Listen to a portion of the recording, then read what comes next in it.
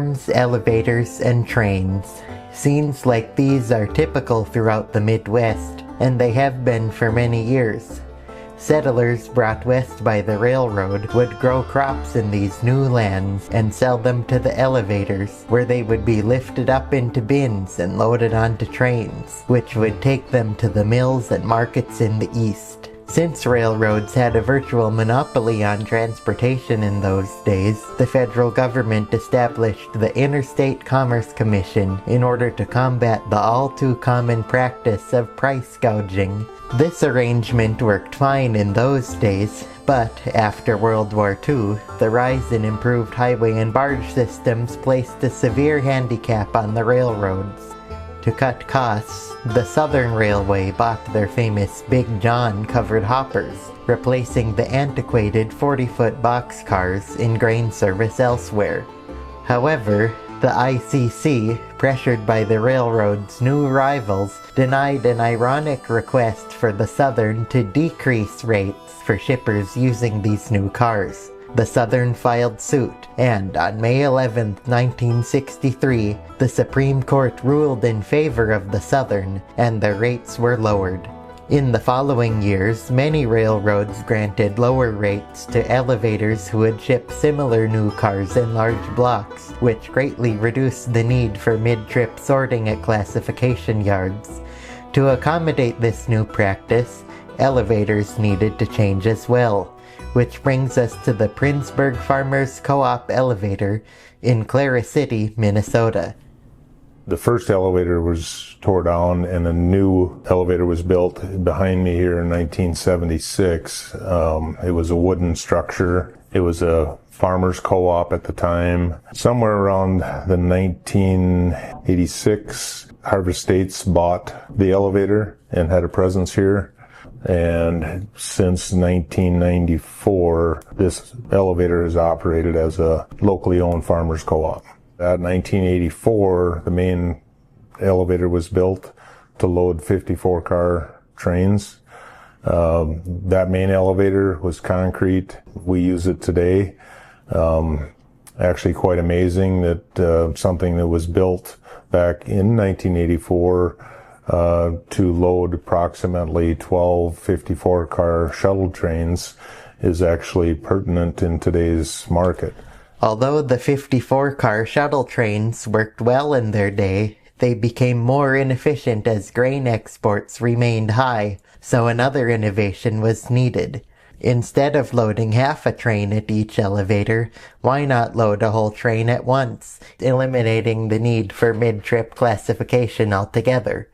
Shuttle trains started running in the mid-90s. 2000 is when we loaded our first one. And in order to accommodate that, we had to add a mile of trackage, and we also had to increase our loading speed through bigger capacity legs, and we also had to add bins to have the capacity, physical storage capacity with it. When this train came in, we were able to load it within the 10-hour window.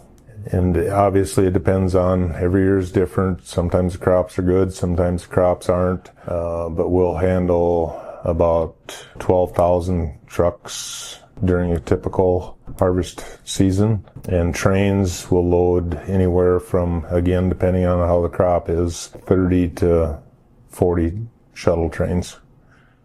In addition to adding rail capacity, co-ops like this one also began shipping grain from their surrounding elevators to shuttle loaders by truck, which allowed them to consolidate rail shipping at a single facility in order to get an even bigger return on investment. While we see that both railroads and elevators have found better solutions for moving crops to market, what can farmers do to grow these crops more efficiently? Corn and soybeans work really well together in an annual rotation where you do corn one year, soybean the next year, and then corn the following year. And that helps offset the disadvantages of the two Corn, it creates more biomass than soybeans do, more plant material above ground and below ground, that after harvest that can be turned back into the soil and put more carbon and organic matter into the soil, which is good for soil health. But corn also uses a lot more nitrogen than soybeans do. So the flip side of that is soybeans actually have a symbiotic relationship with microbes in the soil, and those microbes, primarily bacteria, but they convert nitrogen that's in the air into a form that's usable by plants. So actually soybeans put more nitrogen into the soil than the soybeans themselves need, and that nitrogen can stay in the soil and then be used by the next year's corn crop. So it's a good cycle there. The counterpoint is soybeans don't have as much biomass as corn, so that's where the corn helps put that carbon back into the soil. Something you'll hear a lot in the field of soil science is the 4 R's of fertilizer. Those R's are all the word right, but they are right place, right time, right rate, and right source. So those are all ways to ensure that your fertilizer is being used most effectively by the crop. The right time, the best way to do that, as close as you can apply your fertilizer to actually planting your crop, the better.